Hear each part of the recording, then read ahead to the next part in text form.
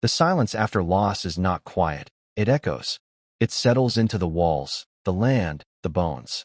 Ella felt it every morning as she stepped onto the porch of the ranch she and James had built together, the wind moving through empty corrals, the sky too wide for one heart to carry alone.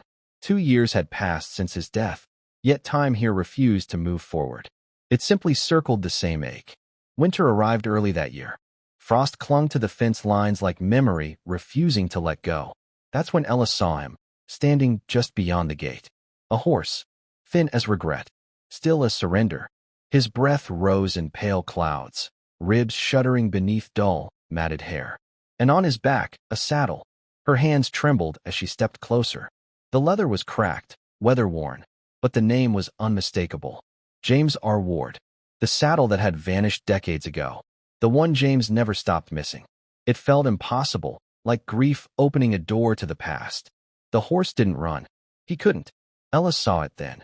Exhaustion carved deep into his posture, eyes dim with the kind of weariness that comes from surviving too long without kindness. She opened the gate anyway. Compassion didn't ask permission. It simply moved her forward. The vet spoke gently, honestly. He was old, broken down, neglected, but alive. And alive meant hope. Days turned into nights of careful feeding, quiet talking, and bandaged wounds. As the horse grew stronger, so did something inside Ella. The barn filled with sound again, soft nickers, the scrape of hooves, her own voice returning to the air. She spoke to him about James, about loss, about how surviving wasn't the same as living. The truth surfaced slowly. Years of misuse, hard hands, no mercy.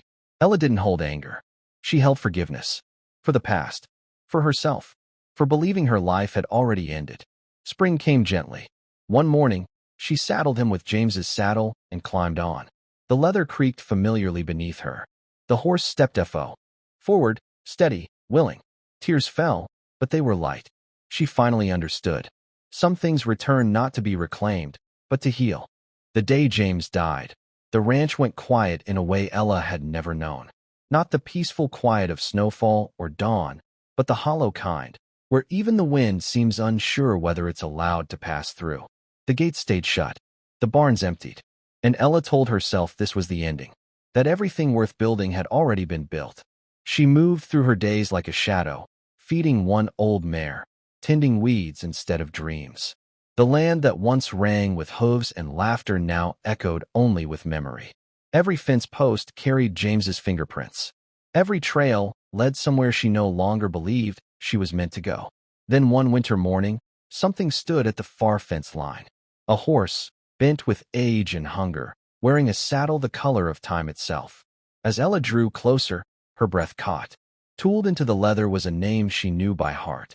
James R. Ward. The saddle stolen decades ago. The past, standing quietly, asking to be let in. She didn't hesitate.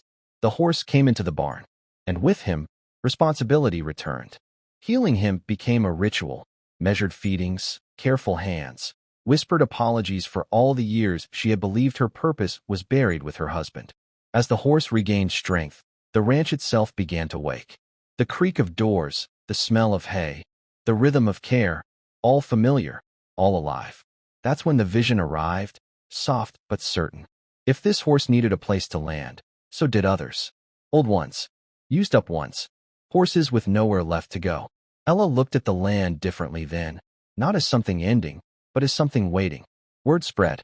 One horse became 3. 3 became 7. Volunteers showed up. Her daughter came more often. Laughter returned, cautious at first, then free. The barns filled. The silence retreated. She named it Second Sunset Ranch. A place where work-worn lives were honored, not discarded. Where James's love for horses didn't end, it multiplied. On a spring evening, Ella rode again beneath an open sky, the old saddle steady beneath her. She realized then that grief had not been the final chapter. Service was.